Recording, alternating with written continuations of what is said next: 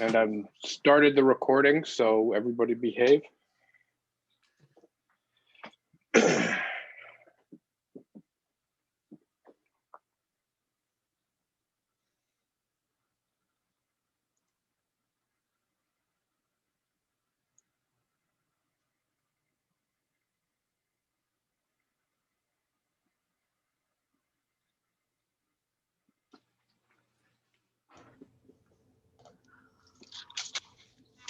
I have my library today. Hi, guys.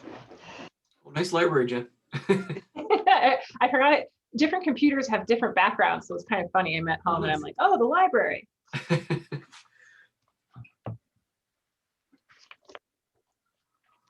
are you guys doing?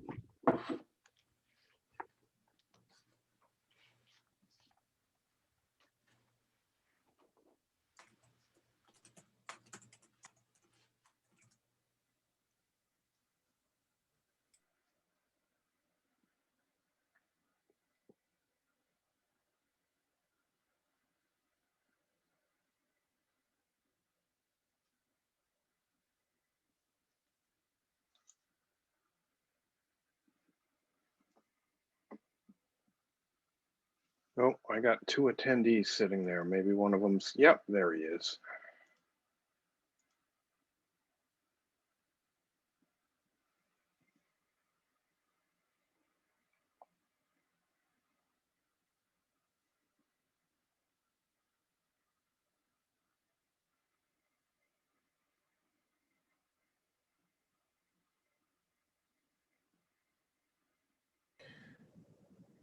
So it looks like that's everyone, right? Yep. Okay. Well then, let's call this meeting of the South Kingstown Affordable Housing Collaborative to order.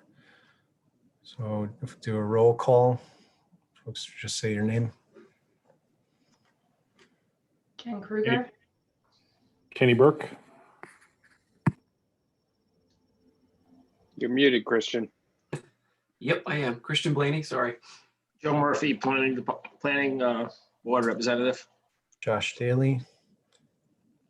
Brian Wagner for the planning department. Okay. So the next item is approval of the prior meeting minutes.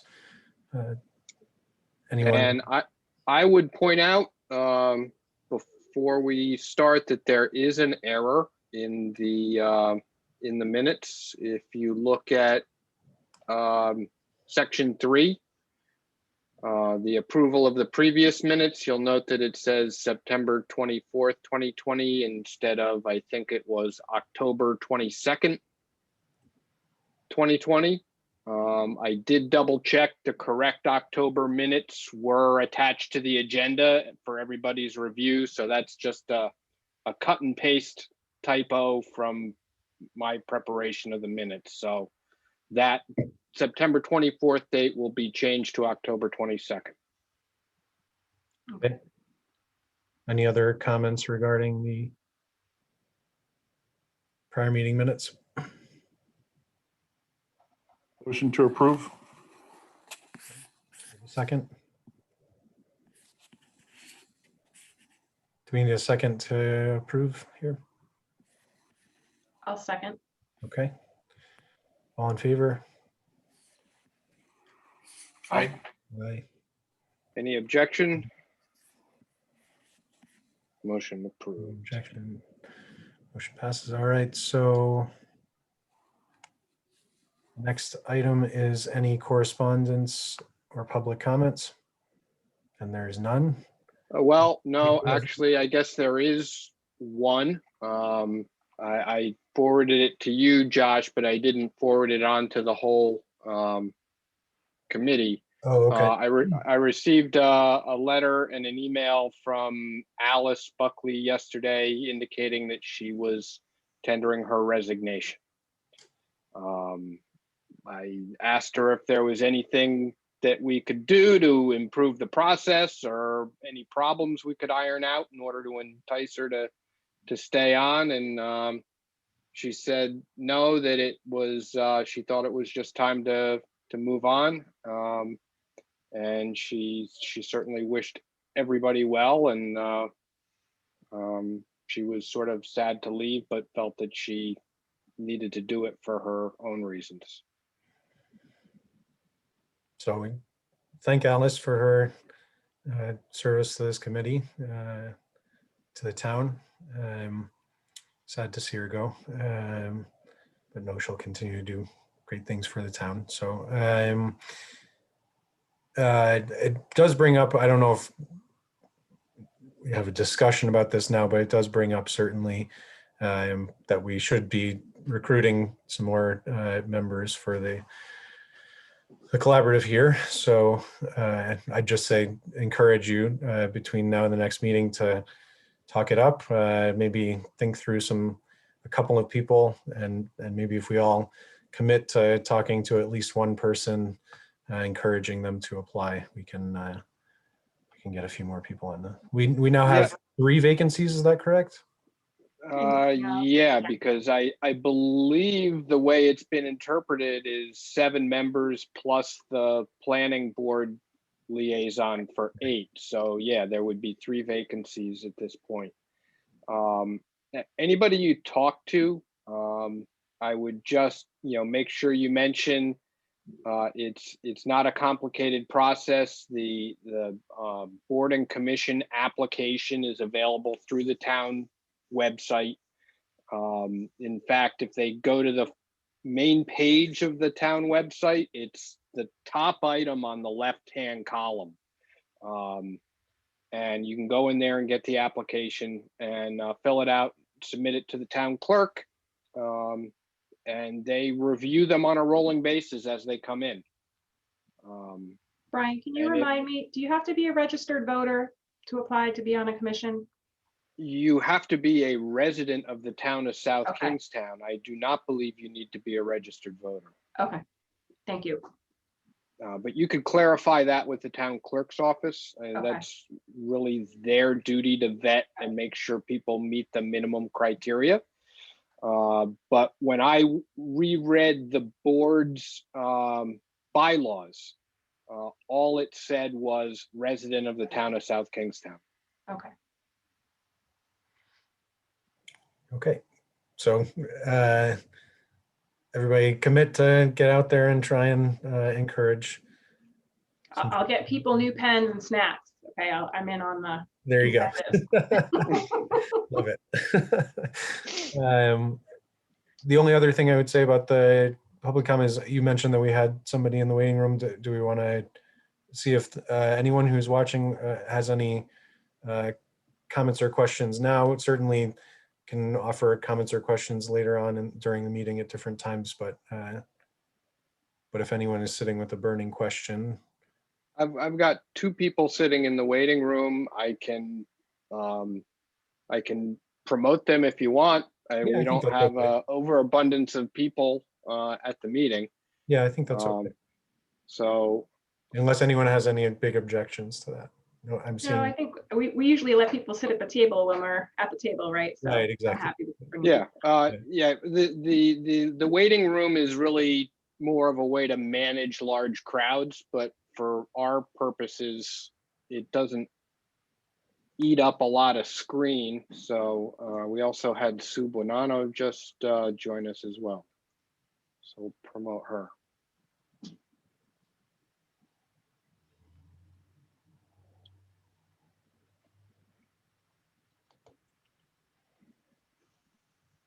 Hi there, welcome to our folks who are joining us.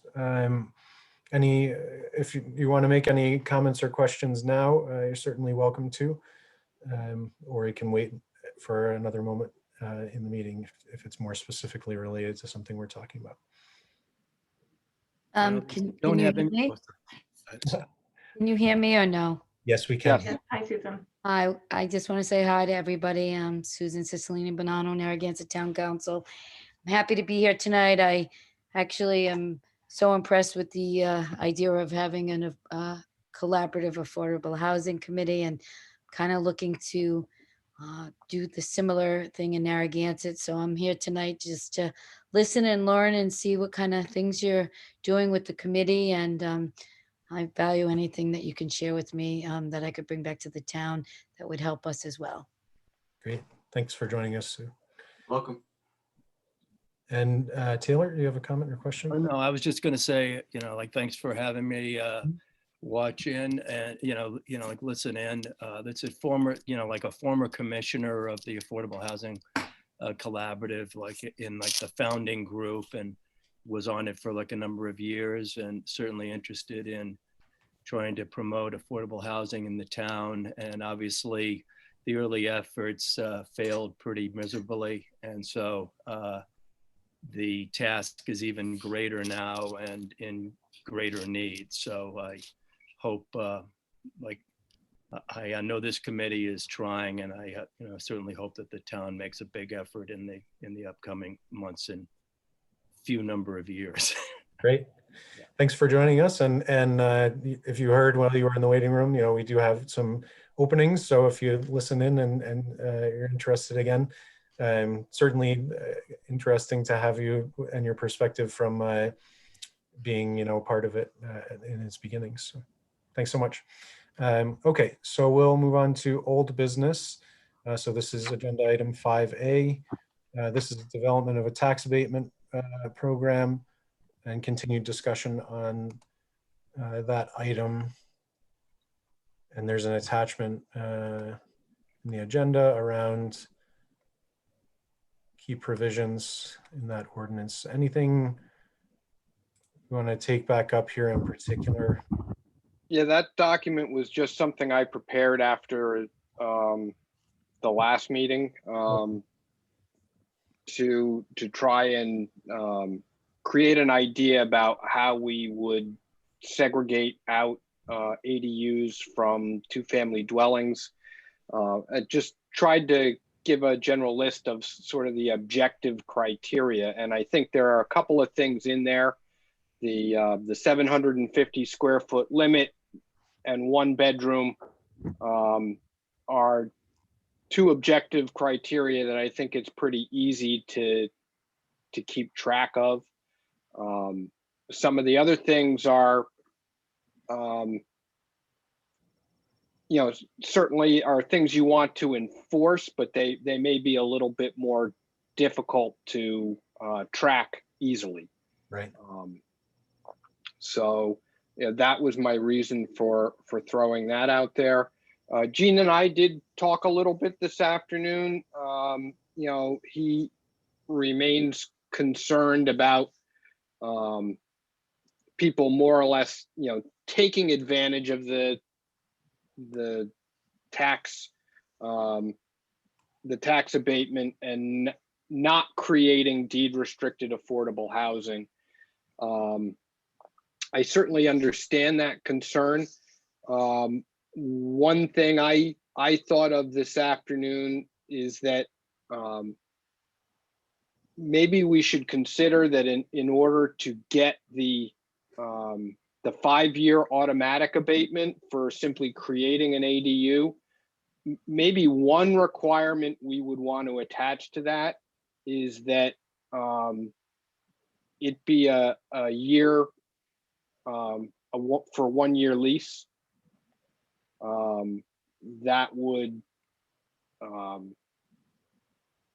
A, help to keep prices down a bit, and B, would get it to the single or couple looking to stay and work in town, as part of their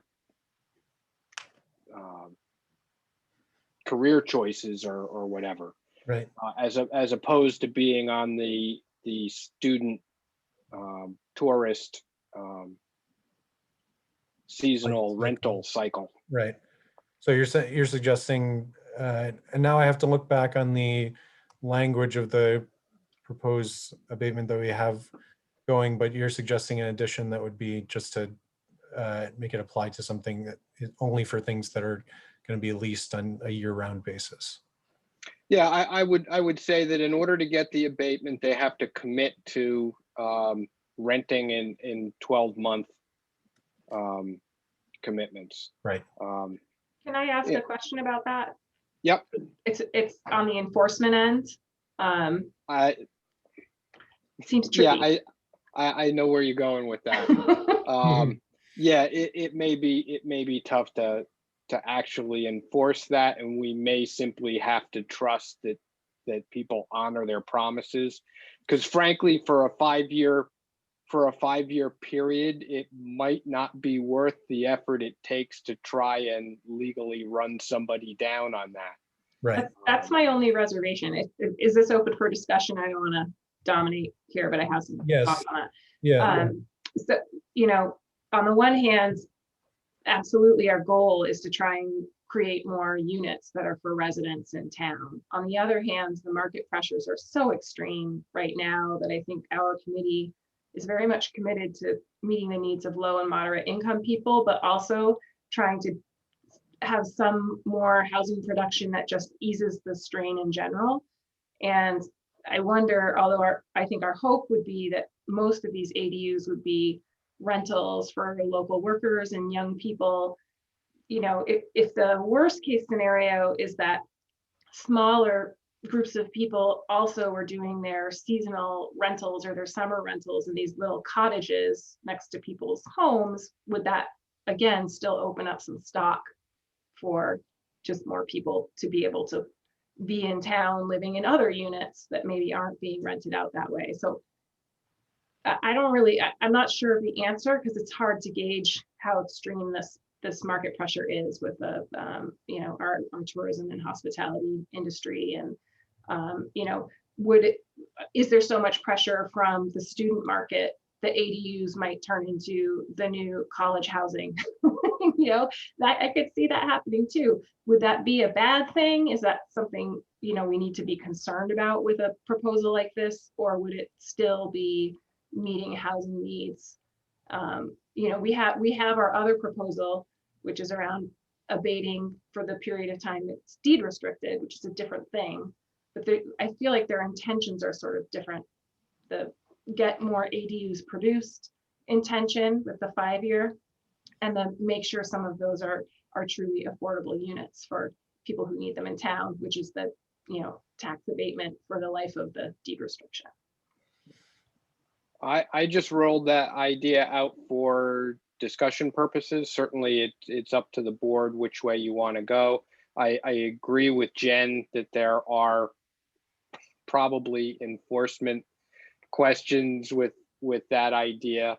And you're right. I mean, anytime you put a restriction on it, you're going to get less people to jump at the opportunity to create the dwelling unit. And maybe you just want to use that first 5-year tax exemption to get as many people out there to create these little units as possible. And since these are already going on private property, the only thing we have, the only lever we have is a carrot, you know, making it as attractive to people to do this as possible. Right. Any other thoughts or questions on that particular proposed idea that Brian put out there, the year-round, whether you say restriction or whatever? I like it, and I think it did come up with our last discussion. And you're right, it's a total honor system thing, Brian. And I think it adds it just adds a little bit of a moral code maybe to it that hopefully people will follow. Something that came up, you know, I think even before you had come with us here, Brian, was an example of somebody like my mom who's got a single family home and she's got a detached garage and now she's living by herself. You know, an ADU could be something she creates to live into the small property and rent out the larger property to supplement her income, you know. So there's a lot of different uses for these that we haven't even thought of yet. And I keep getting back to, I'm big on simplification. I keep getting back to, let's roll out 25 of these suckers and see what happens, you know, see where the mistakes happen or if people are taking advantage of it. Like I said, there's going to be instances that'll come up that we haven't thought of yet, you know. But again, you know, I think just increasing units is going to be huge. Yeah, are you going to get someone that's going to throw one in the backyard of an investment property they're already renting to college students to add 2 more college students to the ADU? Maybe. I guess it depends on the location and a lot of things, right? But for the most part, I think all we can do is lay it out, try and set the program up and see how it shakes out. I think with the ADU requirements, though, one part has to be owner occupied for Yeah, at least 6 months, Yes. right? Okay, so that's a little bit of protection around that particular area. But I would just want to second Christian's point that we have been talking about doing a pilot. So maybe that's the way we hedge to learn about unintended consequences, is that we don't roll out this tax abatement and do 150, which probably wouldn't come through the door anyway. But just in case, we sort of limit how many of those we're thinking we're willing to do to start to make sure that there isn't something we're not thinking about that might be happening if we offer this in the town. Any other questions or thoughts on this, Joe or Ken? I mean, Go ahead, Ken. I was just gonna mention that I agree with the notion that this is kind of a pilot project, so we can limit our exposure. Building all the work that Taylor and others had done. Nothing is for waste here. This is all incremental exploratory work. So. And I'm also in agreement with Jennifer. I mean, it serves a little bit different need. We're not trying to be a bean counter as far as the number of affordable units. We're just trying to make housing affordable. So I think we give it a shot. It sounds like to me that there's certainly no harm in adding something to the language that says that it's for year-round, whether we can enforce that, to what degree we can enforce that. I'm trying to also remember our discussions on enforcement of this, or on sort of management of the abatement itself, and wondering, trying to remember, there was a question of showing a lease for the property. Am I remembering that correctly, or that was not part of it? Oh, that you'd have to show it's occupied in order to get the abatement. Yeah, and I'm not sure that we ever said that. Maybe I'm making that up. Anyone help me remember? I don't recall that, Okay. Josh. Yeah, that's the other challenge if you have multiple tenants through a year, right? It's how do you create the infrastructure to check it? Right. I'm Gene Bouchard, the assessor in South Kingstown. I just want to mention a couple of things. At this point, I'm in total agreement. We have to roll it out and see how things go. But as far as the assessor's office monitoring it and tracking this, I think it starts with the application. Once they make an application, it wouldn't be an abatement. It would be an exemption. We would not be charging them for the square footage that we wouldn't be assessing them for the square footage that the property has. Right. So we wouldn't have to go before the council with abatements. It just would be something they wouldn't be assessed on. Monitoring it starts with the application, and then we would create, since it's going to be an ADU affordable, I think the best way to go is to create a separate tax code for these so we can track them. And I can work with the state on getting that appropriate tax code. But that would be it would be an exemption. We'd track them starting with the application, and we could monitor in that way. I do have, we're only going to know until, we're only going to quantify this once we get going and find out what the results are. But I have concerns that with the strength of the rents in this town, that people could take 5 years and enjoy the exemption and not go forward, because one of the issues is the restriction. You put a restriction in, And I could see people saying, well, why do I want to have a deed restriction when I'm getting pretty decent rents right now? So that's kind of my concern, but we're not going to know until. And then lastly, the aspect of the college students. I mean, it's a tough thing to try to monitor, but if you have a couple of college students in a one-bedroom place, are you really achieving what you wanted to achieve with the goal of it being affordable housing? I mean, continually rolling over college students every year, but I don't know how we could. I'm just gonna throw in a little like Pollyanna vision, which would be maybe your college students are there and then they graduate and they get a job in Providence and they can stay in their little ADU. Because the other thing we know about demographics is that there are a lot of young people and a lot of older people who are looking for these 1 or 2 bedroom places. So, you know, I think part of the reason we were looking at this model is also because we know demographically there's going to be a lot of pressure on the market for 1 and 2 bedrooms just because of the demographics that we're facing over the next few years. So I agree with you. If we're limiting this to 1 bedroom, I don't see a lot of college students. I think that if it's just 1 bedroom, you may get a grad student or so, but you're not going to get a group of college students.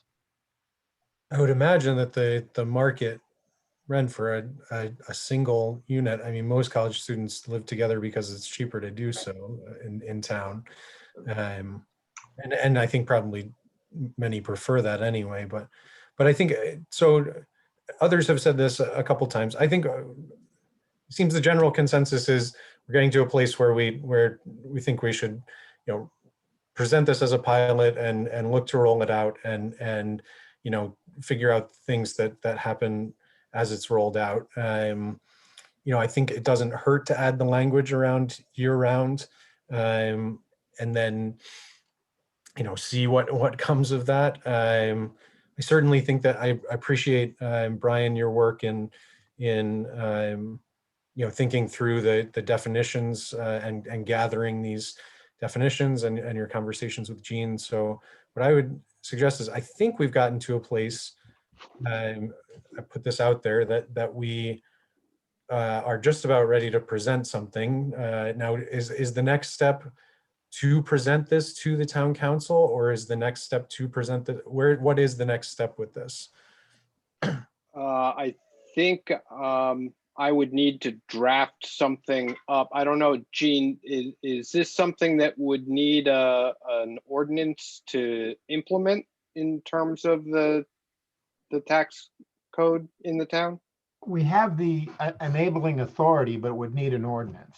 It would need an ordinance. So, And it would have to be, but I think what we'd have to do is draft up the application, what the guidelines are going to be, and then probably as a precaution, sit down with the finance manager and the town manager and make sure, go through, you know, explaining where we are on it, and then see if he wants to bring it to the council. We do have a work session next Wednesday for town council, and yes, ADUs are on that agenda. yes. So this is a perfect thing to talk about there. Lovely. Is that, now I don't want to speak for everyone, but I'm hearing that our consensus is we are reaching this place where we feel like we're ready to sort of present this and take these next steps and roll it out as a pilot. Is that fair to say for everyone? Everyone feels sort of generally on board with that? Not only is that fair to say, Josh, we're looking forward to you presenting it next Wednesday. Yes, let's do this. Sounds great. Okay. Josh, I will see what I can do in terms of having something scratched out for discussion purposes at next Wednesday's joint meeting. That sounds great. All right, well, we'll look forward to that. Thanks everyone for all the hard work over a period of time that we've been working on this, and excited to get moving forward here. So consider 5A that we've covered that. So move on to the next agenda item, which is our proposed changes to the Affordable Housing Fund ordinance. I'm going to say goodnight. Oh, thank you. Thank you so much for joining. Thanks, Gene. And so can I just ask one clarifying question before you move on? Yes. So like the idea is to have a 5-year tax exemption for the ADUs that are classified as like affordable. So those would either be 1 or 2 person households that would meet a certain income restriction and a certain rent restriction. No, so there's a couple different things going on in terms of what we've talked about here. So one piece of it is to incentivize and the production of accessory dwelling units, to give this exemption for a 5-year period. And then if the owner then chose to put a deed restriction on it, that I guess not an abatement, as Gene was saying, it's an exemption, would continue as long as it's deed restricted. But the first 5 years would not need to be deed restricted. And the reasoning behind that is that there's twofold sort of intention behind it. One is to increase different types of housing in town, to increase accessory dwelling units for the purpose of, as Jen was saying, that the market pressures and the need for just more housing in general and more types of housing. So anyone else want to add to that? Is that fair? So like there wouldn't be any, restriction on the income or the actual rents that are set. Not unless and until the owner actually put the deed restriction on it. And once they put it on it, then it would have those normal restrictions. Taylor, the goal is really to try and entice people into this creation. That's really what it comes down to. And there's obviously a cost to build them out. So we're trying to add some kind of incentive to entice people to get in and build these things, really to increase units as a whole, because we look at it like it's a win if we can increase the unit. And again, we're calling it a pilot program because we've been talking about this for a long time. We don't know if we're going to get 0 applications or we're going to get 25 on the first day if we limit it at 25.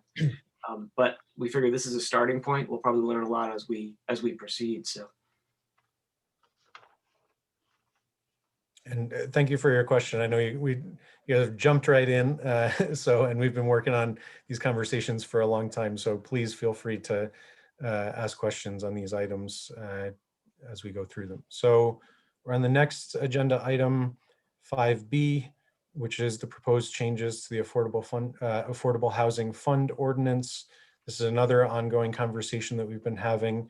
I guess a bit of background, there is an affordable housing fund ordinance written for the town, but it really hasn't been used as much. And so we've been looking at different potential uses for the Affordable Housing Fund in order to present that to the town council and look to put more money into such a fund and get more money in such a fund so we could do some certain things. So we've been talking about this for a little while. There's a document attached to the agenda if you guys are able to see that. I'm again thinking through where we left off the conversation. And Brian, maybe you can help. I think we had given you a bunch of homework last time, and there's something here involved with this. I will. So yeah, unfortunately, I don't like to attach things to the agenda that still have all the work in progress and comments and everything. So people pulling it up from the agenda are just seeing what it would look like as a finished product. I did circulate the Word document to everybody else so that you could see the red line and strikeout and comments.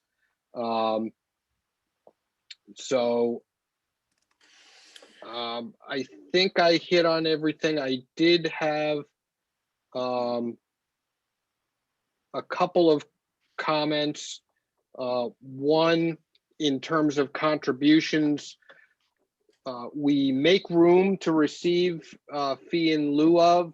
We do not currently have a fee in lieu of ordinance in the town, although it's my understanding that the town manager would support bringing that back in some capacity. After having some additional discussions on the issue from the planning director, it doesn't generate as much money as you might think it does, because the fee is set by the state. And I think for South Kingstown, it's like $40,000 per unit. So if somebody doing a subdivision opts to pay fee in lieu of, instead of actually building affordable units, they just pay $40,000 into the fund, and it's not enough to build yourself an affordable unit with. Not even an ADU. No. So it would be an income source, just, you know, fair warning, maybe not as big as you might think it would be. Would Let's that see. change go before planning or town council or both, if they were talking about changing that? It would have to go through both, I believe. And it would certainly come through you as well for an advisory recommendation.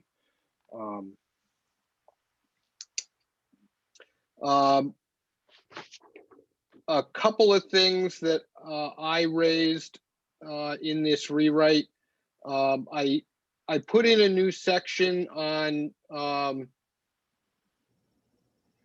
review and recommendation to try and create some standards by which the application for grants would be reviewed under.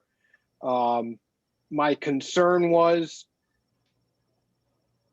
if you get a really bad application, you really need to be able to express your reasons why you might not want to approve that.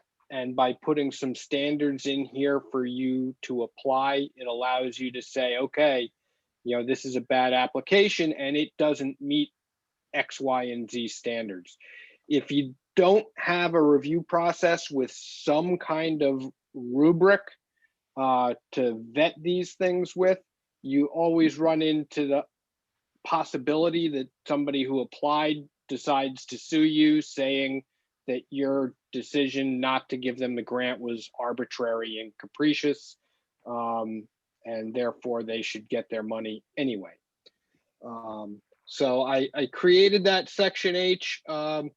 Consider that suggestions. So if anybody has any comment on what I put in there, I just tried to go with things that I felt were logical. If I miss something, let me know. If something doesn't seem appropriate, let me know. I have zero pride in authorship. Any comments or questions on that section H, review and recommendation? I think these are good. I mean, this is a lot of the stuff that we've certainly been talking about Yeah. in terms of how to evaluate things that are coming through. And, you know, I hope we have more things coming across our desk. So I think it's important that we do have some structure like this for all of us to be able to sort of evaluate with some objective criteria, and to be able to sort of compare and contrast, you know, what's possible. So I think they look good to me. So could I just ask one question on the fee in lieu of, was that something that was thrown out via legal action like a few years ago? I know we had it, Yeah. and I know it was taken out. I don't know the reason for why it was taken out. Right, yeah, because like there was one, I think it was always seen as the developer had to make some extraordinary case for why it couldn't be built as like an inclusionary zoning unit and go that route, and, you know, get the permission of the collaborative and the planning board, et cetera, the town, you know, for that to happen. But I think that it maybe ran into problems. And now there's this new state calculation. Yeah. Yeah, it definitely, before we recreate something like that, it would definitely be incumbent on us to go back and look to see why it didn't work. Because I would certainly hate to repeat errors that, we already had to bail out on one time before, so.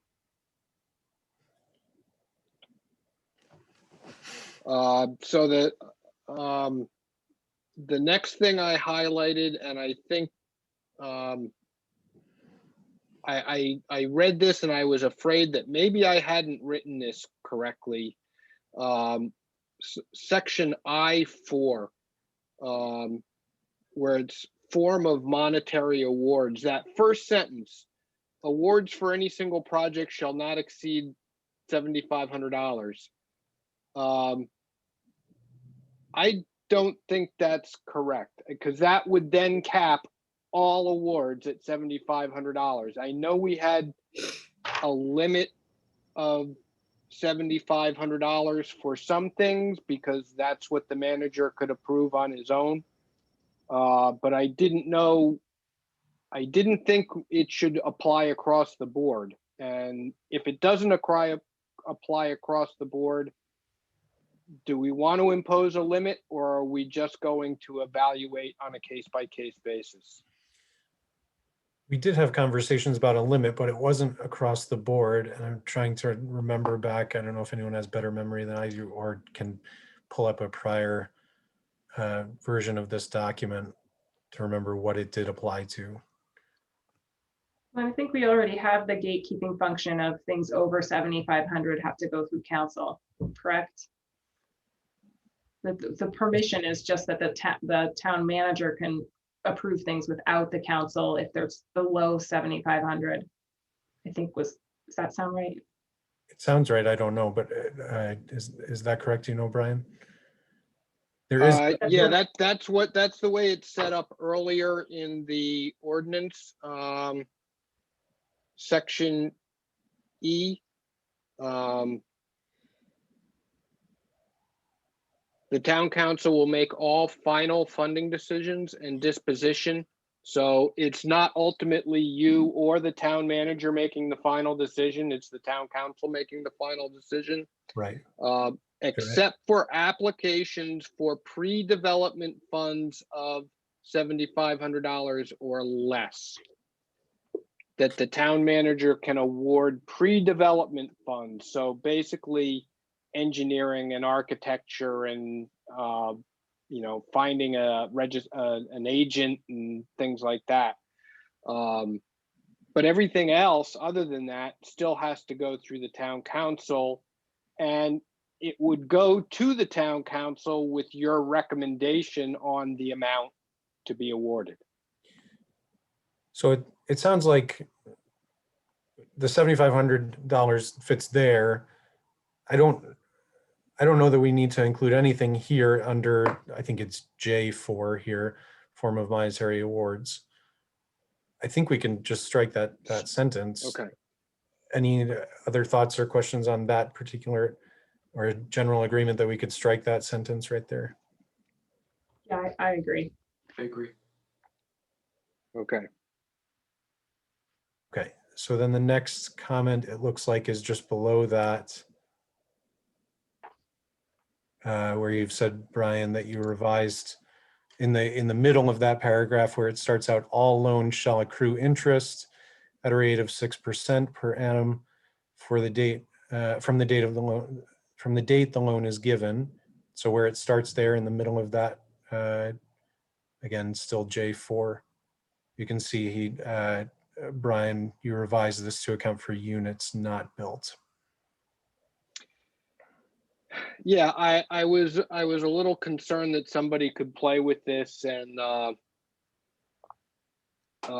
it would never come due and payable unless a CO was issued. And what if you applied for it, got the money, and never actually built anything? Right. you would never get to the CO thing to trigger the interest rate. So that's why I reworded this a little bit. I think your rewording makes sense. Any comments or questions on that? Taylor, yep. Well, I guess I just have a question on, was it already in the language, because I can't see the edits, but where it's forgivable if a unit is created, but it's repayable if no unit is created. Was that how it was like originally written, or is that something new? Because I mean, if you're working with the developer, and you're obviously, I think, you're going to make like an award, but you're only going to pay for particular services and invoices that you okay. So if they're in good faith trying to do a development and they run into some obstacle that was unforeseen, are they then going to be penalized to pay? And if the develop's not going forward, they may not have that money anyway. So I'm just, yeah. No, I appreciate the comment. So, it's a counter to the situation that you're anticipating, Brian, which is, you don't want people to abuse it on one side, which is to take the money and then not follow through. But then, Taylor's raising the question of, if there was a good faith effort, but something happened, would we want to penalize? Well, I mean, the town would always retain the right to forgive the debt if there was a legitimate reason for doing so. I mean, that's always within the lender's power. Okay.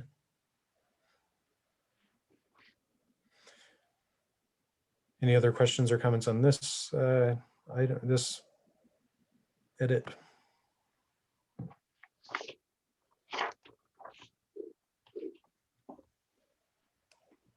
Moving down, the last one I see is that's L, other awards. Ryan didn't give us large print for the people who need reading glasses. You'll have to zoom in. So under other awards, he's just added a bit of language. So it says the Affordable Housing Collaborative may consider such other requests for financial support from the fund as it deems reasonable and likely to increase the supply of LMI housing in South Kingstown. This is the part that he added, and consistent with the goals and policies of the town's affordable housing production plan. Which is stated elsewhere, right? But I just felt doesn't hurt the need to sort of restate that here in what is essentially a catch-all provision. Any comments or questions on that? Or I guess, any comments or questions on anything in this document at this point, because I think we're also getting to a place where we've worked through this quite a while and are in a place where we may be ready to present something as well. So any questions or comments on this document? I think it's a good time to try and move it. The last town council meeting, the fund came up. Actually, Jen had a really nice, I don't know if it was a prepared speech or it was really good though. There's a reason the video was off, Christian. Explaining the need for it. And then we had quite a bit of support. Quite a few people called in and in support of the fund. And Rob did a pretty nice job of kind of outlining what the fund actually, because I think there's very little knowledge that it actually exists. So it's probably a really good time because it is budget season, and we did get a little bit of press at the town council meeting. And frankly, in listening to that entire meeting, the second part of it was about the school facilities. I mean, affordable housing is really at the root of most of these issues that we're having. I mean, you can argue that affordable housing is the reason families aren't living here, which is the reason why big reason why school enrollment is ending. And, that's leading to people who aren't necessarily hyped up to spend money to update the schools. And meanwhile, the high school is falling down and that makes people not want to come here to bring their families to the high school. So it's this circular effort. And I think that's going to be a little bit of a theme, at least I plan on speaking about next week when we're speaking with the town council and the planning board on, we've got a CIP plan that's a really nice mission statement. Brian, thank you for sending that to me. I read it again. And it's got a lot of great information about things they want to do to begin doing additional types of housing and that sort of stuff. Now it's action time, right? We've got all these things in place. We've got all these little different elements, and now it's time for hopefully the town council and the other committees to act on this stuff and start opening up some of the zoning and increasing building of ADUs and smaller properties in general, and try and change this cycle. So I don't know, how did I start that sentence? I can't remember. Well, I mean, sort of to summarize, Christian, let me do some active listening. It seems like, we have worked on this a lot. I feel like it's a clearer document with the edits that everybody's put into it. And I think it is a great time, where maybe it will get a little more exposure at the town council, but maybe even wider than that, for people to sort of understand, what the goals are of the affordable housing production plan, the comprehensive plan with regard to housing, the things that we've been working on, in particular over the last couple of years that we're trying to get going.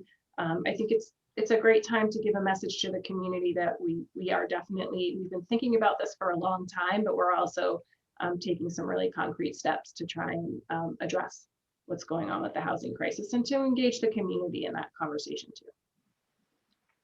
But I think this is much, I think, clearer and tighter than what we started with, and I'm really happy with that. All right.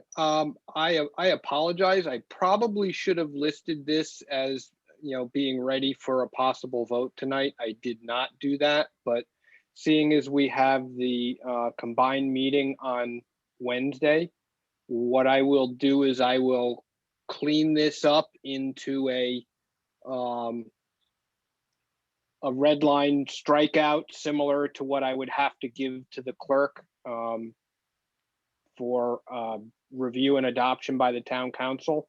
And we can circulate it for discussion at that meeting, because I know that the ADUs and affordable housing fund, I think, are going to be on the agenda for discussion next week. So we'll do that, and then we will list it for a vote at the February meeting and advance it on to, I don't know, Joe, do we advance this on up to you on the planning board, or do we advance this directly to the council? You're muted. You're muted. Sorry about that. I would think that it would go directly to the council, truthfully. I don't see why it would be, would go to the planning board. I mean, I think it should go for informational purposes. So we could throw this on a work session agenda for informational purposes for the planning board? I think so. Okay. I mean, the commission, the Affordable Housing Commission is advised to both the planning board and the town council. So it is something they can go directly to the town council with. I think that's appropriate. All right. Now, going back to the other item on the tax abatement or tax exemption for affordable for ADUs, is that in a place where do we need to vote on that to move that forward? I know there's work. we don't have anything drafted to vote on at this point, okay. Josh. So we still need. So I just took your consensus as direction to staff to start drafting. Okay. Something. Okay. And I think Taylor had a question. Okay, so you'll be working on that. We'll have both of these items in a place where we can, put them out for informational and discussion purposes at the joint meeting. And then we'll look to have a vote on the 5B, the Affordable Housing Fund Ordinance, at our next meeting in February. Yeah. And I'll list 5A as a possible vote too, because I don't see that as being a complicated draft. Right. So we've had quite a bit of discussion about it. I think you know what we've said. So okay. Thank you, Brian. I appreciate all your drafting work. You've been doing a lot of stuff for us on the committee, so I just want to thank you for that. Indeed. Okay, so 5C, update on proposed cottage zoning Wait, ordinance. we still had a question from Taylor. Yeah, I'm sorry, go ahead. just had one question on the Affordable Housing Trust Fund. I Yeah. know that there was a recent use of some of the trust fund monies for a study with an outside consultant, I believe, and I didn't get a chance, and I should have, to really read through the entire, new drafted ordinance. To me, this fund now, given like the time we're in, should really be used for development, and maybe the town can find other sources through the planning department or board or something for other studies and stuff. But I think for like the general public, if they saw this as being more directly tied to making units, it would be maybe something people would really get behind more instead of.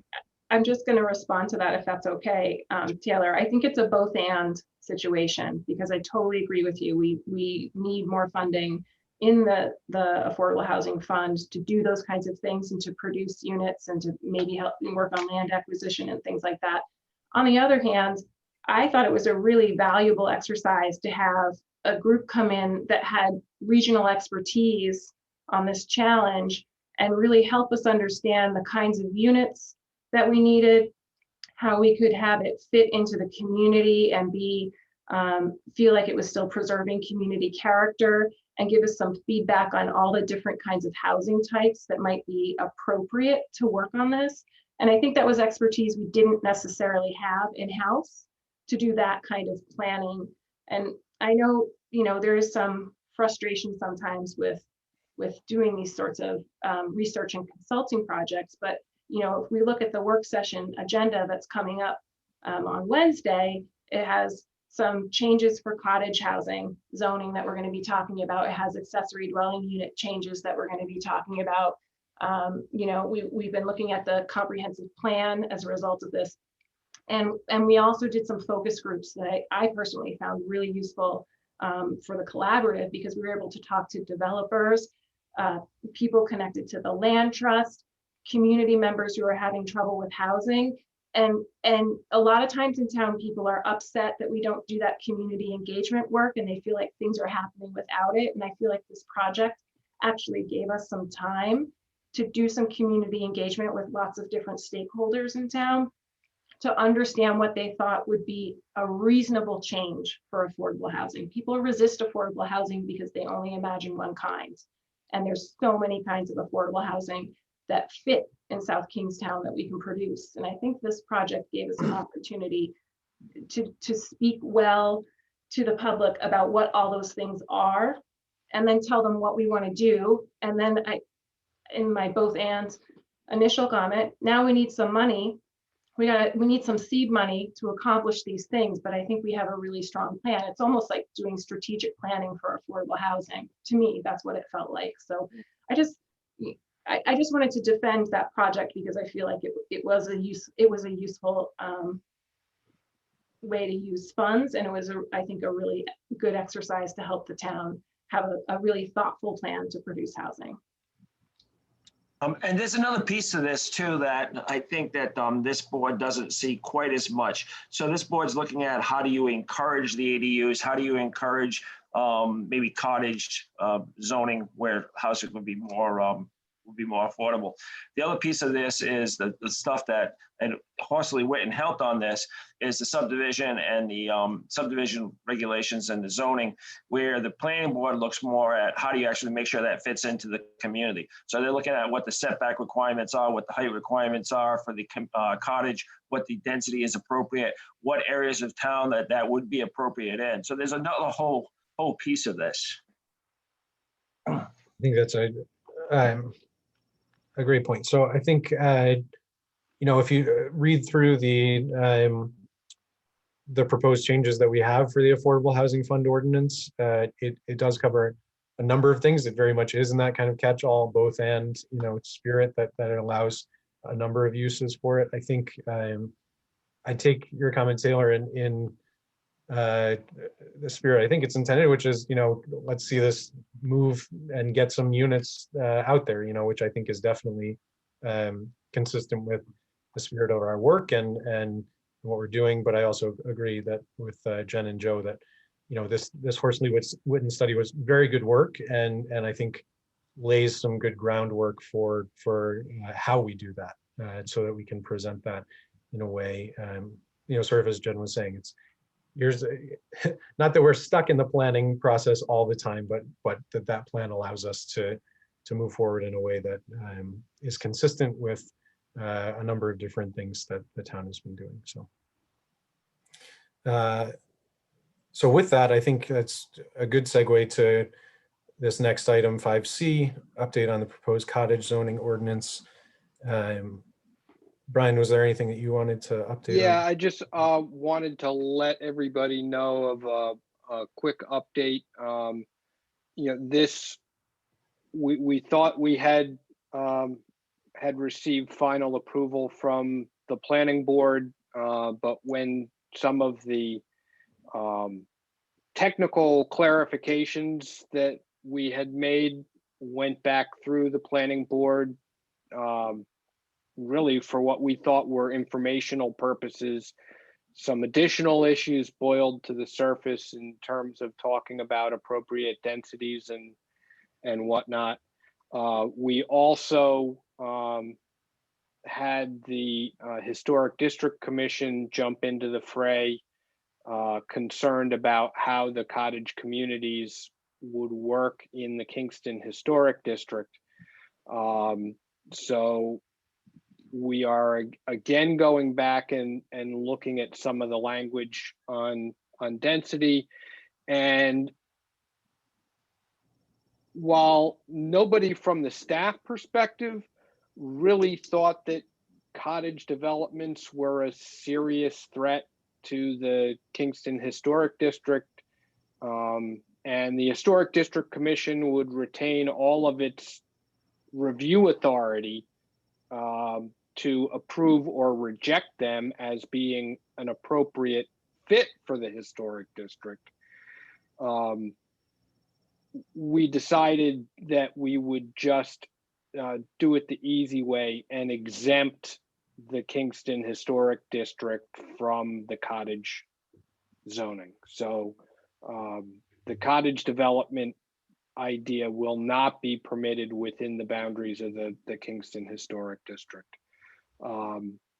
We hope to get these things wrapped up, hopefully at the next regular session of the planning board, so that we can move them on to town council.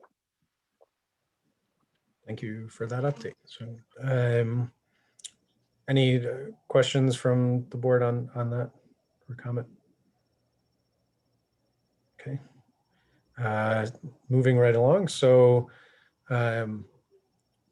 5D, which I would argue is maybe new business, not old, not everything is old business. Oh, yeah. Okay. Sorry about Woo, that. new business. Look at that, new business. We've been dealing with a lot of the same things for a while, doing a lot of good work and hard work. But so thank you, Jen, for sharing this information with the committee that Brian sent out to everyone. So I don't know, Jen, if you want to kick off any discussion Sure. thoughts that you want to share. Well, I will say, I feel a little premature giving you guys an article about the housing bubble bursting, frankly, with the situation we're in right now. I had a little chuckle after I sent it out, like, yeah, well, maybe this will happen eventually, but it's not going to happen right now. But we're a board that can also think about the future and what might happen. And I think, since we've been talking a little bit about what are the uses of our funds going to be, maybe that there will be more funding over time to use for different kinds of purposes to increase housing.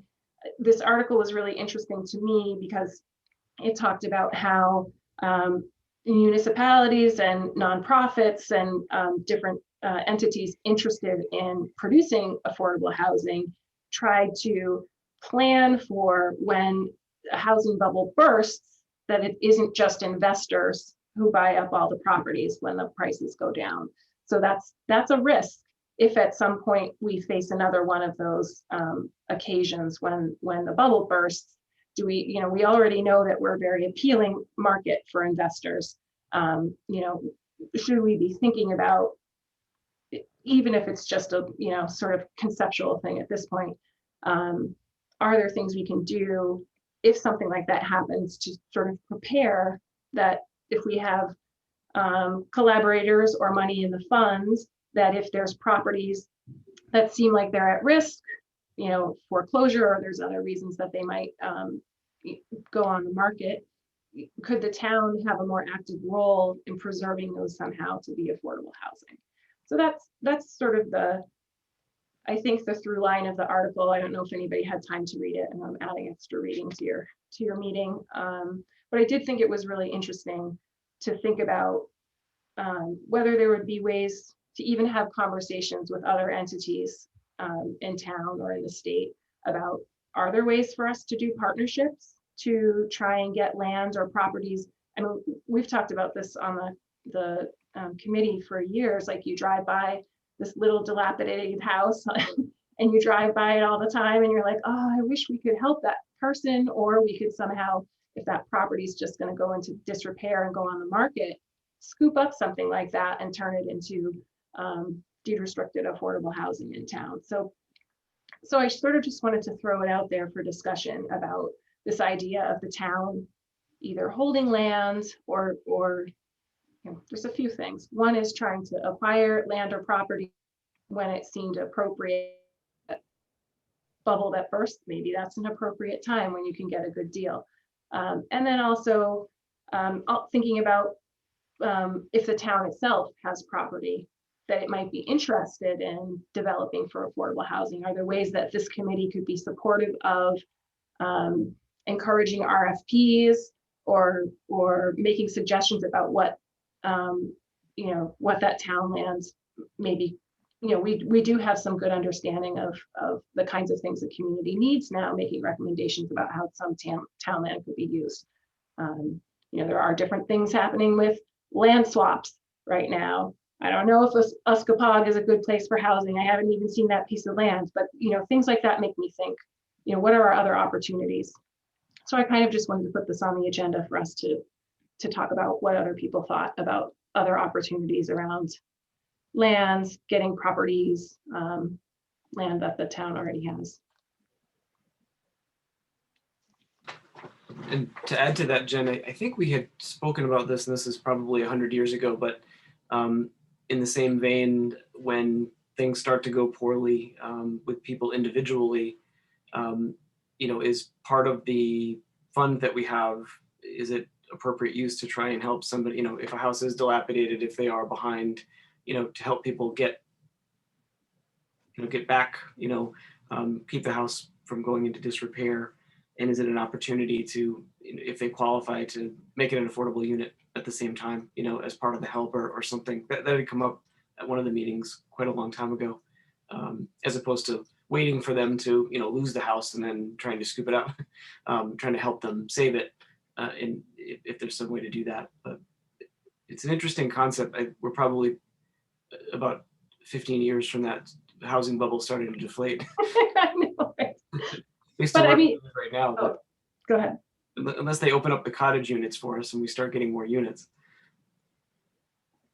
The other thing I might bring to people's attention, thank you for sharing the article, Jen. It's a short one and worth the read if you didn't get a chance to, anyone. But the other group that did really excellent work after the last housing crisis and in doing a lot of exactly what you guys are talking about is they used to be called Boston Community Capital, but now they're called Blue Hub Capital, and they did a lot of that work to preserve housing, to bail people out when they were in underwater in their mortgages. They did a lot of really good community development finance work in that time. So that's another organization to look at as a great model. Other thoughts or questions about the article or the things that Jen is bringing up?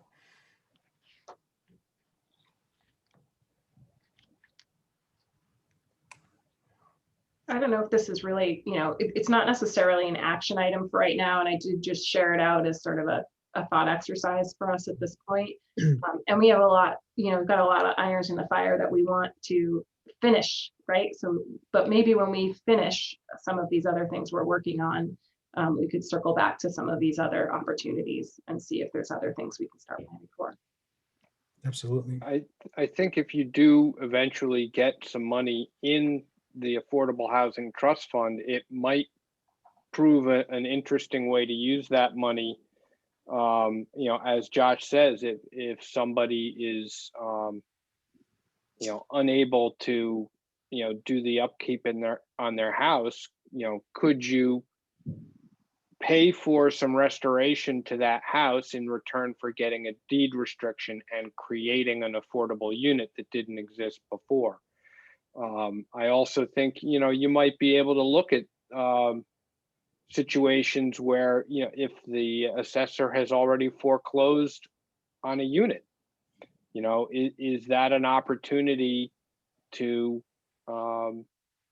get a unit, invest a little money in it, flip it, and create an affordable unit? So there might be ways to take advantage of some of the things in this article. I think the one thing you would have to be careful of is, do you wind up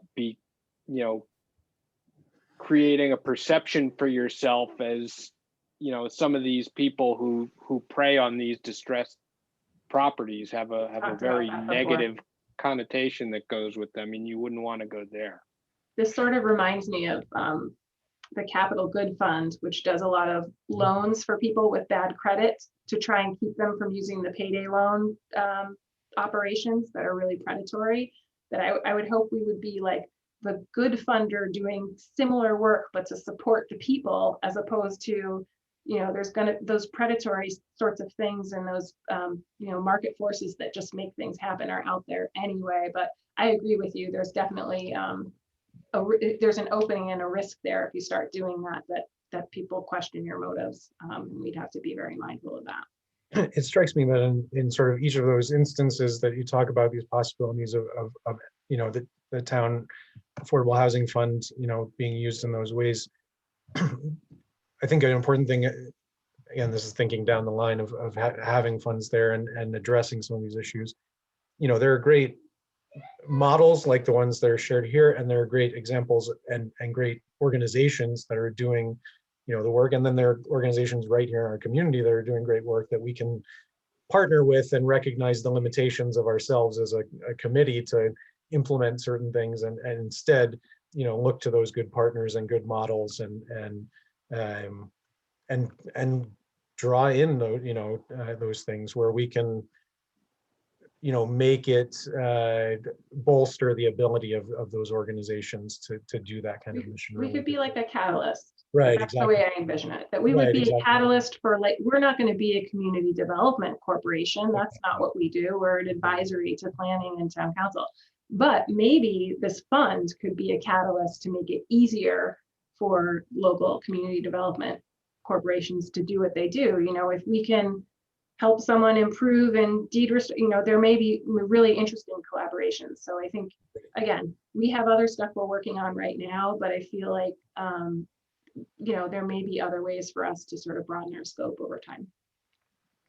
That's great. No, I fully agree.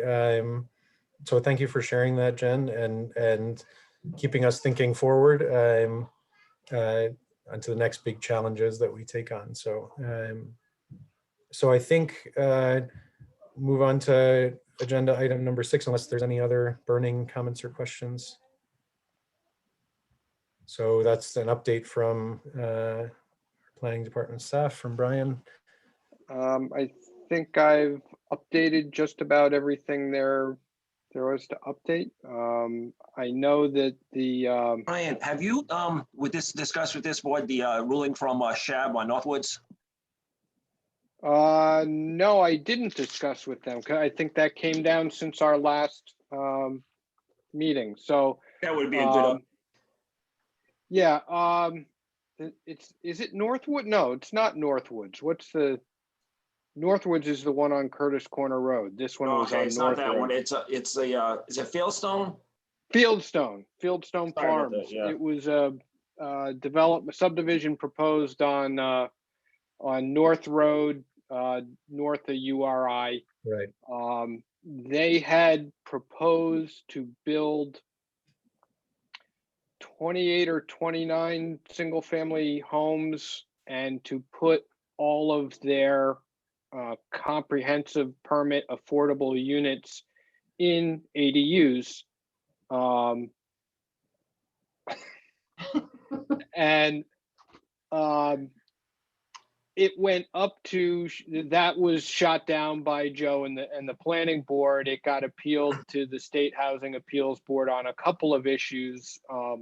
One of which was that there was a request for them to put in, what, 6,000 feet of sidewalk, which Shab upheld as being unreasonable. But Shab was very uncomfortable with the I don't know how, what do you, the compatibility, I think is the word I that's think it was used so Brian, do you mind if I jump in for a second? yeah, no, go ahead, Joe. So it wasn't necessarily shot down from the planning board. The planning board actually approved it, but approved it with conditions. So on the comprehensive permit, you don't necessarily want to disapprove it and then go to SHAB. So we approved it with conditions. And one of the conditions we required was that the affordable units, as you know, the state law requires that the affordable units be compatible in size and I think architectural style or something like that. So one of the conditions that we had is that the affordable units had to be a percentage of the single family houses, and then it could also be a percentage of the ADUs. So since the affordable units had to be 25%, what we said was that 25% of the single family houses would have to be affordable, and then 25% of the ADUs would have to be affordable. So we approved it with that condition. I think what I got, Brian, and maybe I got this wrong, but the SHAB felt that the just being ADUs, rented ADUs on the single family was not necessarily sustainable, where in the long term they could actually monitor it and make sure that those were in fact affordable units. And that, again, it didn't necessarily meet the state requirements of being compatible in size. So I think they agreed with what our condition was on our approval. Yeah, there was also the question of the fact that weren't they going to leave it up to the purchasers on whether or not they were going to have an ADU? So there was a question as to whether or not they would all actually get created. We had a lot of concerns, and since they were just going to be a ADU, which would probably be an apartment over the garage of this large single family houses, that people would just decide that, you know what, I'm just not going to rent out my, if I have to do it affordable, I'm just not going to rent it out. So again, that would probably make it so that there was no guarantee that you would get the affordable units out of it. Yeah. Yeah, so there were a couple of things that the board was clearly not comfortable with the concept that was being promoted there. So I can remember our discussions of this project in this group and having similar recommendations come from this group. So I'm glad to hear that that seemed to be consistent from the planning board as well. And so where do things stand now then with the project? well, that was those were master plan conditions, Joe, or were those preliminary plan conditions? I think that they were master plans, so they would have to decide whether they want to take that to court or whether they want to comply. Right. They'll have to make that decision. Yeah, they have a right of appeal from SHAB to Superior Court. So they have to decide whether they're going to exercise that or come back and work within SHAB's decision to move on from master plan to preliminary plan. You know, and I find this was very positive because the board has taken the position very much on all these subdivisions that the ADUs have to be representative of the market rates, so both the size, the number of bedrooms, all this, we try to make them, representative. I think that's the only way to get the diversity in your affordable housing is if they mirror the market rate. So.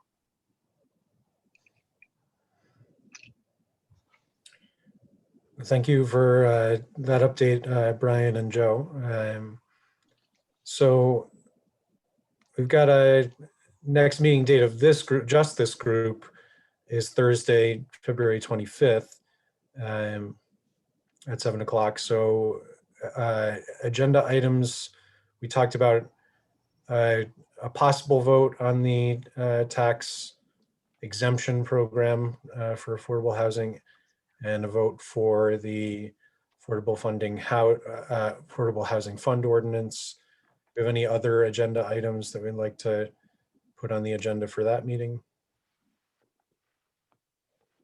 And certainly if you think of anything, feel free to reach out to Josh and talk about it, and he can contact me and ask me to throw them on the agenda. Right up until a week before the meeting, I'll throw things on the agenda. Great.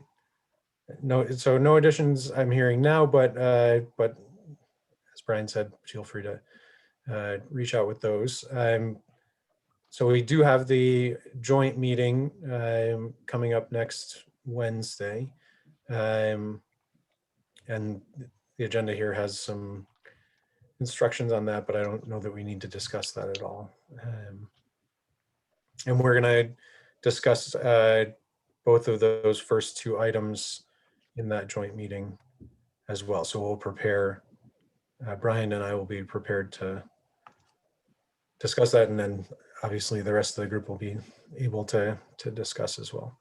Right, and you will be getting copies of the agenda and Zoom invites for Wednesday, just like your regular meeting.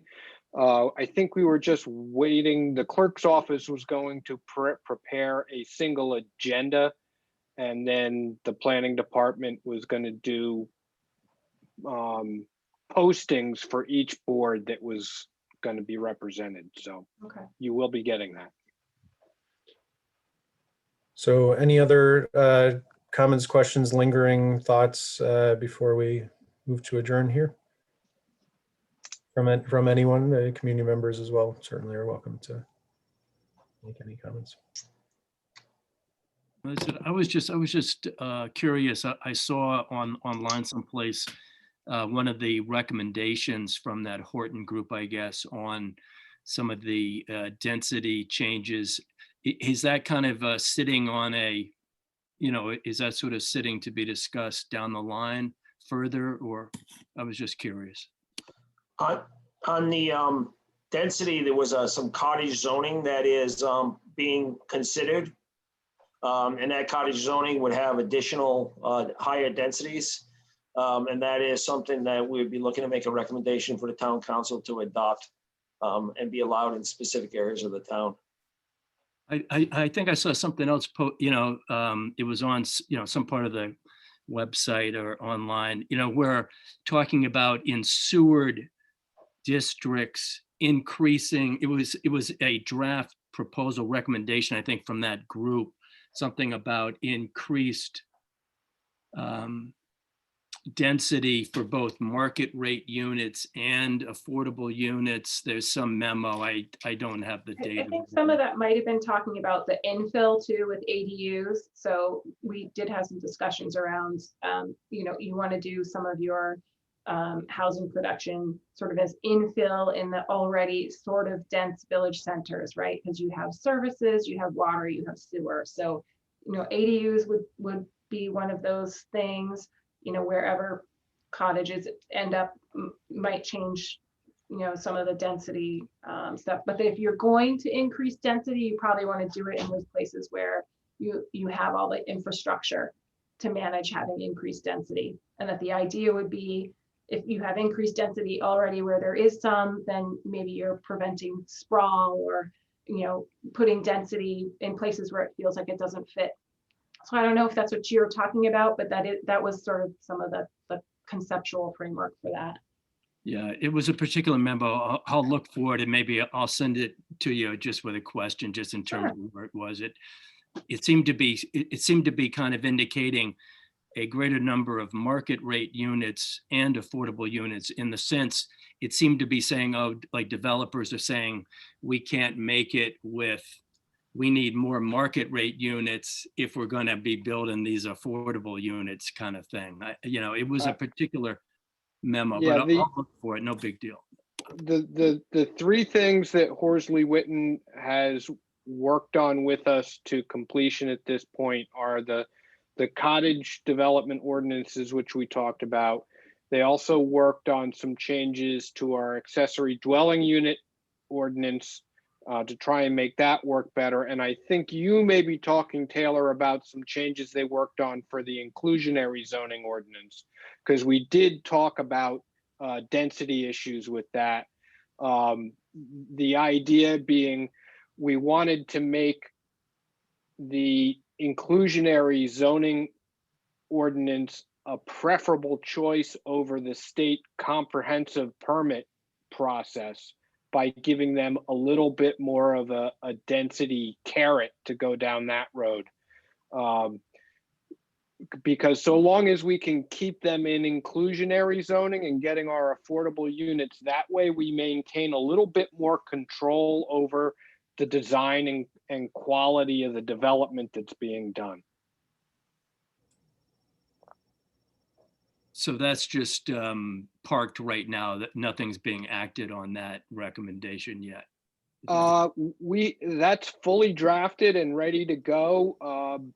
The solicitor has, basically recommends that, we try and take ordinances up to the council in bundles.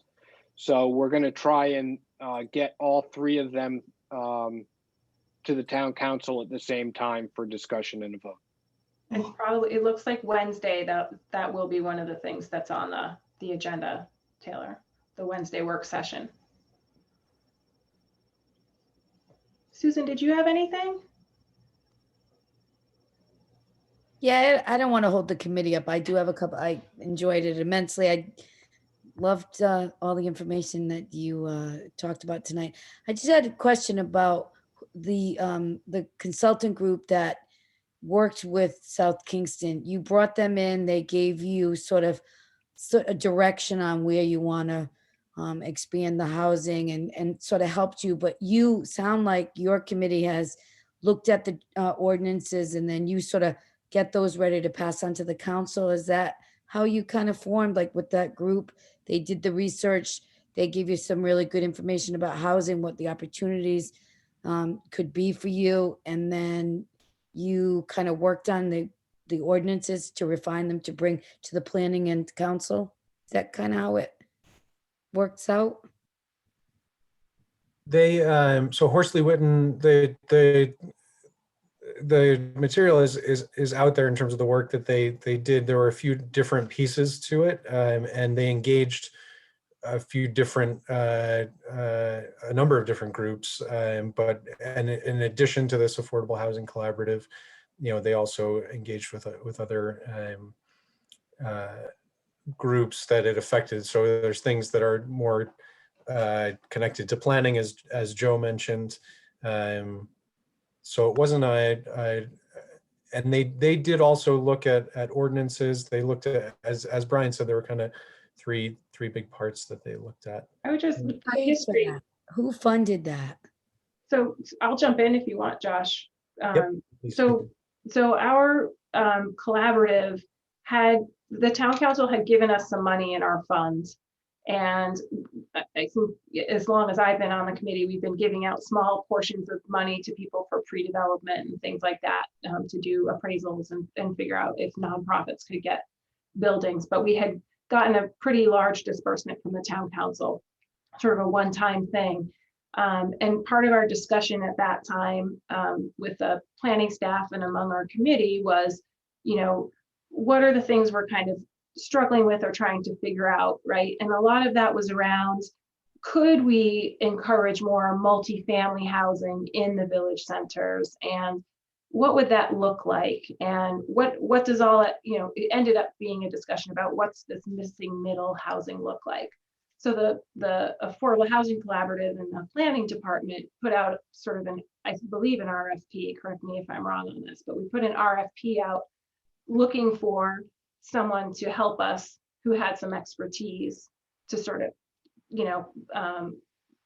get a structure together, because we sort of had some ideas, but not all the nitty gritty. And it was probably more work than we could expect our planning department to pull off on their own with everything else that they do, and beyond the expertise of our committee. So we decided to put that RFP out, and then Horsley Witten came back with a proposal that seemed like it would, meet our needs. And so now we're able to sort of act on a lot of the findings and recommendations, and maybe fine tune those things to make sure that they're appropriate to our community.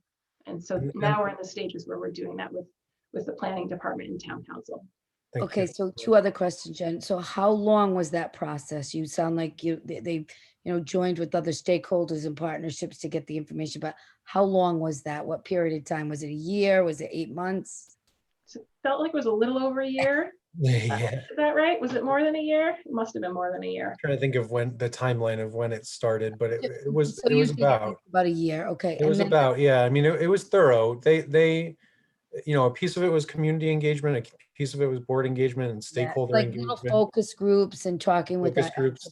I got that. So That's right. And then just a little more specific on exactly how much the council allotted for this sort of study. What kind of money was put into The Horsley Witten contract is for, I believe, $99,000.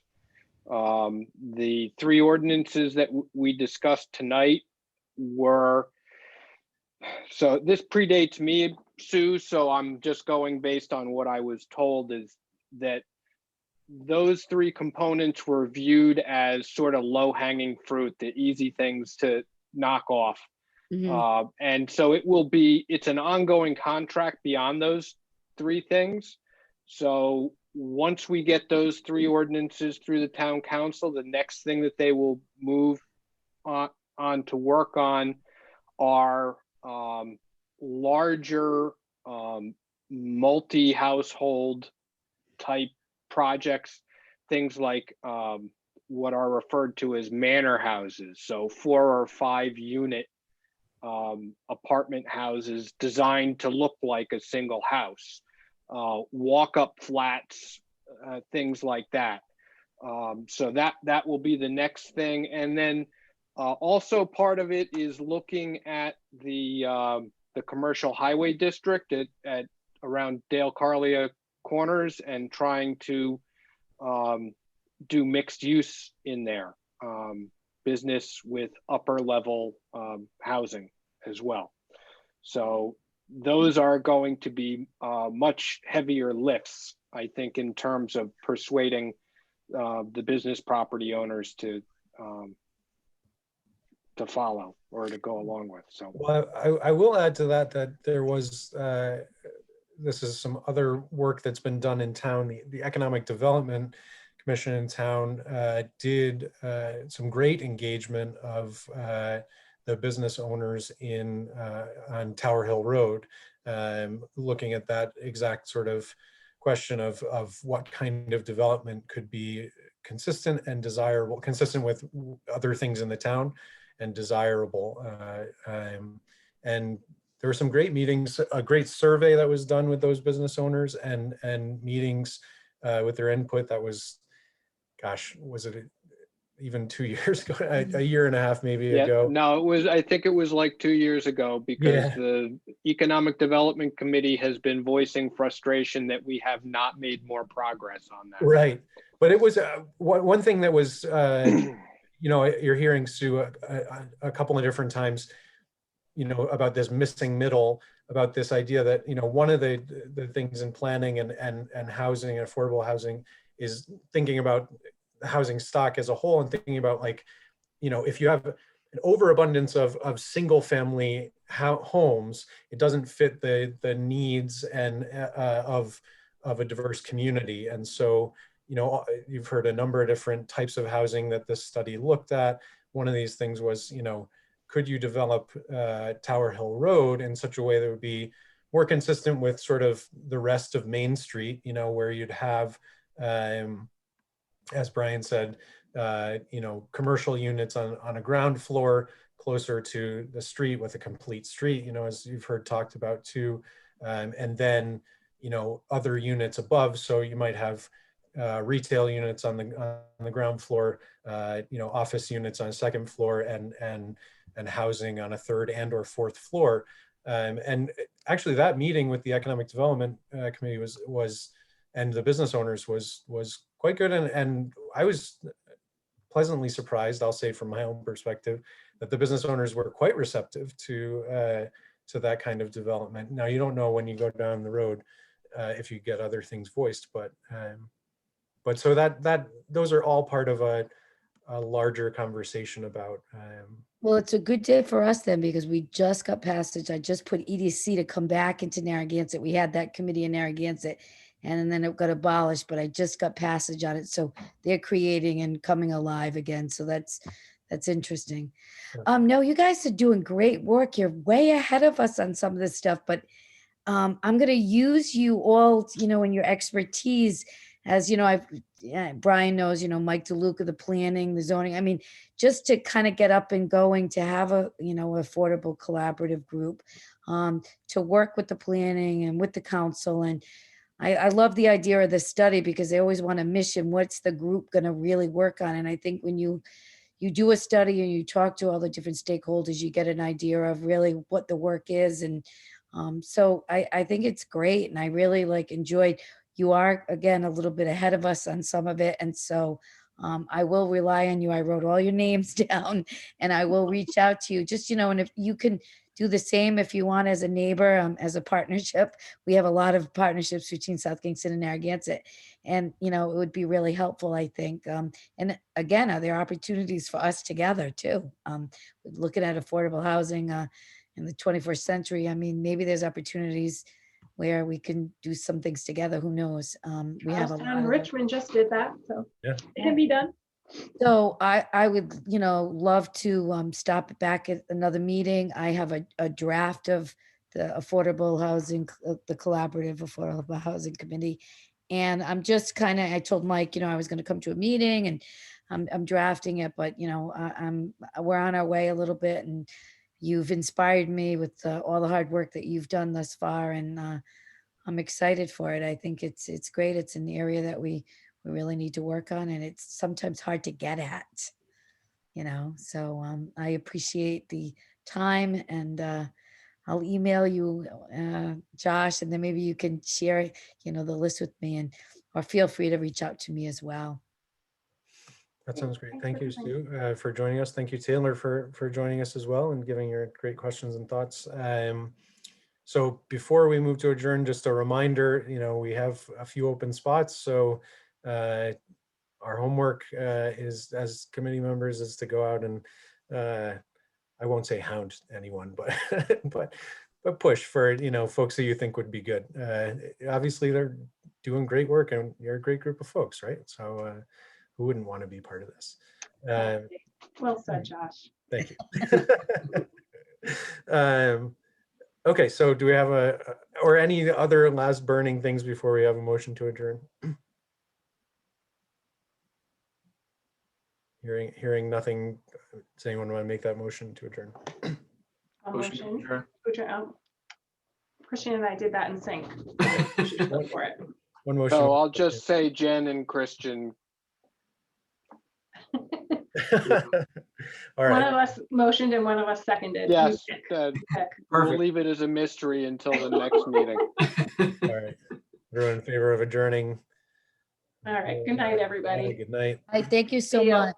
Stay Good safe. night. Thank you. For joining us. Thank you. Yes, so thank you very much. Bye, Kenny. Bye. I'll see you. I enjoyed that, Brian. Yeah, They're it's a so good far group. ahead, though. They're so far ahead. Like we are we have to get going. You know, I mean, Yep. like I was thinking,